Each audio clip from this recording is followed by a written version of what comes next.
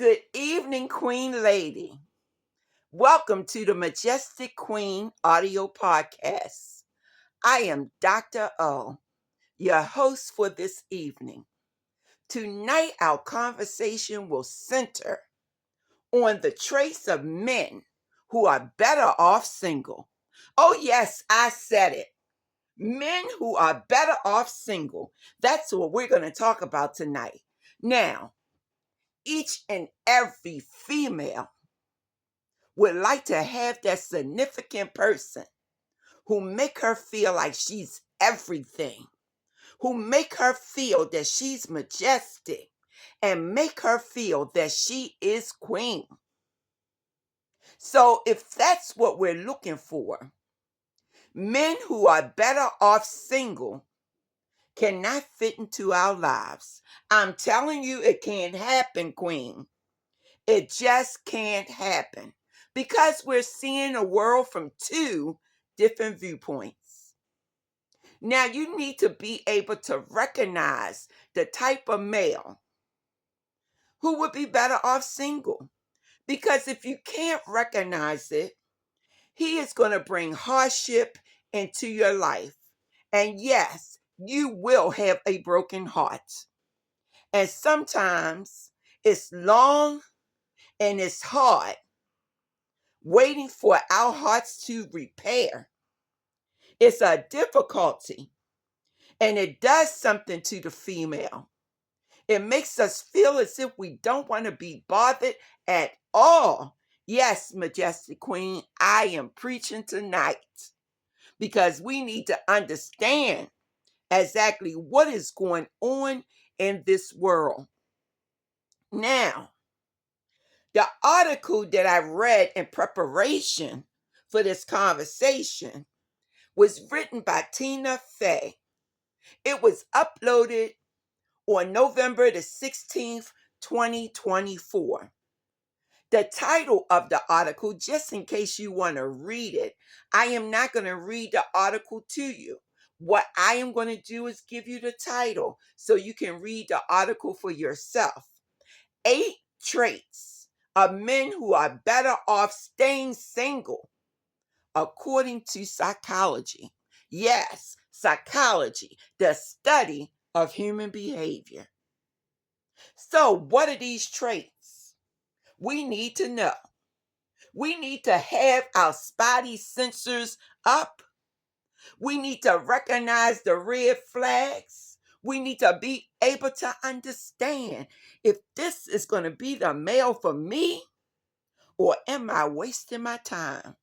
And boo baby, I love you. I love you a lot. But you can't be going around wasting time that a sister have that she can be spending with another male who wants her in his life. Can't wait to have her in his life. And so I know you all have a boo baby who is non-committal, some of you, and you have been doing everything in order to garner his attention. You go to the beauty shop, you get your nails done, you buy nice clothes, perfume smelling good, you have body sprayed yourself down. Not only that, you have used the lotion and your skin is radiant. You've done your job. You're looking good. And now you're looking for the male who can appreciate what you have to offer. And I'm not just talking about physical beauty. Don't misunderstand, little young folks who listening to this presentation. It's not just all about the physical beauty. It's about what you bring to the table. Now, the whole idea and the concept is that you are preparing yourself to grow on various dimensions so that you are financially secure within yourself. In the event the male comes and then want to walk out on you, you can still hold your own. I know what I'm talking about over here. So I'm trying to school you, little young people who think that, oh, I just need to be one of those babes that he take care of. Really? That's not going to last too long. Initially, maybe, but it's not going to be for the duration, because no man can appreciate a woman who's sitting around with her hands out all the time asking, can you give me some money? I need to go shopping. He'd be like, you're an adult person. Why aren't you out there earning your own money? And if there's something that I want to give to you, then I'll do it because it's in my heart to do so. But don't depend on me to do everything for you. And you may ask yourself the question, well, why would he be thinking like that? The answer to it is, why would you allow someone to do something for you that you can do for yourself? You're not handicapped. You're not disabled. You're capable. And if you're not capable, then let's get capable. Now, back to the conversation about the 8 traits that we need to look out for. Oh, yeah, we're going to talk about this tonight. And I'm going to laugh and I'm going to have fun in the process of doing it, because this is who I am. In the classroom, as a professor, when I go out there and teach, when I'm working in therapy with the clients that I serve, and now on this Majestic Queen platform, I am going to be myself and I am going to have some fun. Now, let's move on to number 1. What should we look out for? We should look out for that male who want to be highly independent. Now, we're looking for independence in our male. We don't want codependency where he's leaning on you for every little thing. You know, you need to do everything for him as if he can't do things for himself. No, that's not what we're looking for. But if he's too independent, that means he's not taking enough time for you. And when these men are behaving in this particular way, then you need to say no, because I deserve time from my male. The next thing, number 2, that you need to look out for is that male who's really spontaneous. He is thriving on spontaneity. That means he's going to get up at a whim and do whatever he wants, regardless of how you feel about it, because that's what he want to do. And he's communicating to you in a nonverbal manner that this is how I live my life, and I want to continue to live my life in this way. Now, it's okay, because we don't own anybody, but it needs to be laid on the table so you can decide if this is the male for your life, because you may not want your male here, there, everywhere, traveling and leaving you at home. Really? Do you think you can do that and be in a relationship that's going to prosper? No, you cannot. And see, some men say, well, I'll give up the partnership for the casual relationship because I do have needs that need to be met as a male, but I want to do it when I want to do it. I want to, be free to do whatever it is I want to do when I want to do it. Okay, look out for that. Can you deal with it? Because if you say yes in the beginning, that's the way it's going to be for the duration.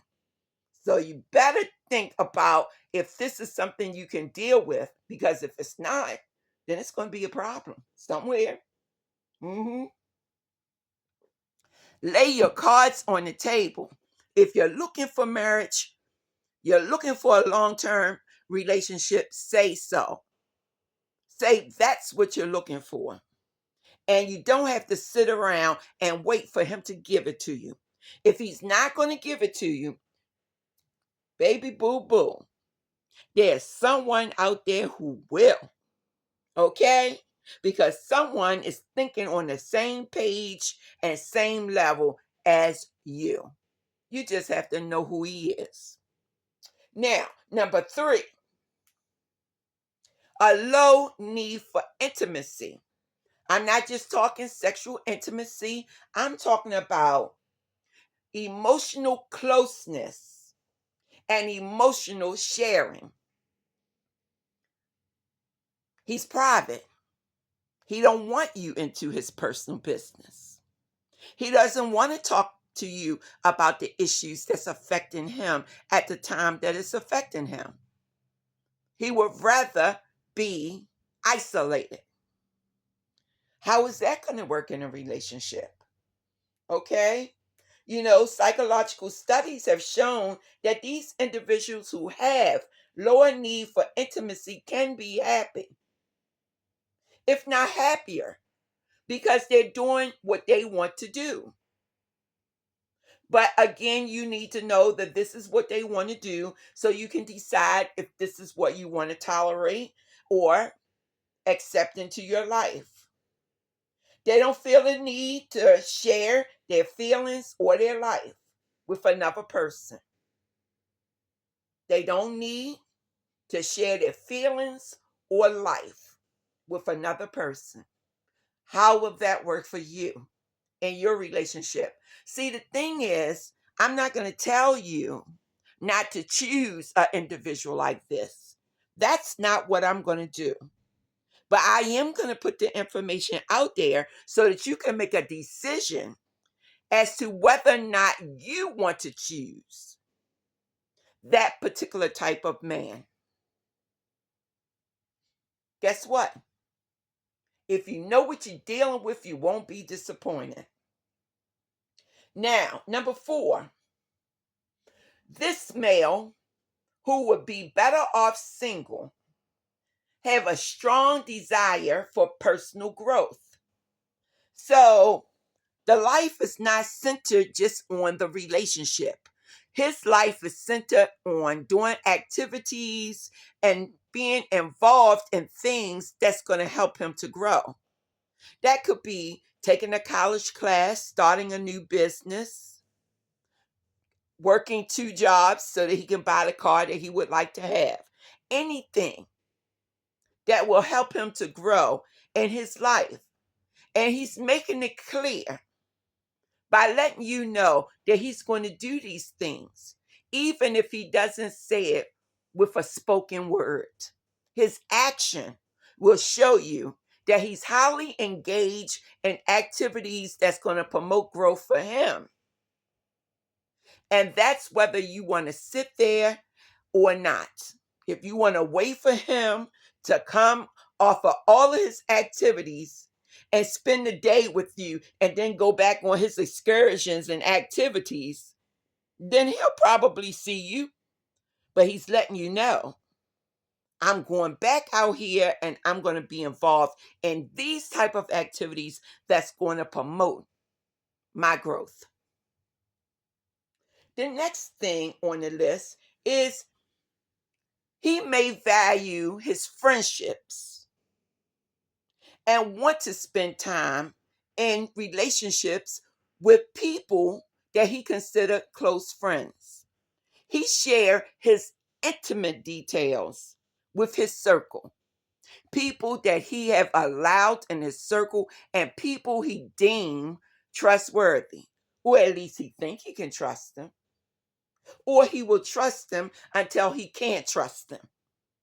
But these are the people in his circle. These are probably people that he knew before he met you, and he's maintaining these relationships and don't feel as though he needs to stop these relationships or spend less time in these relationships because these relationships are significant to him. Number 6, he may be the type of male that enjoys his solitude.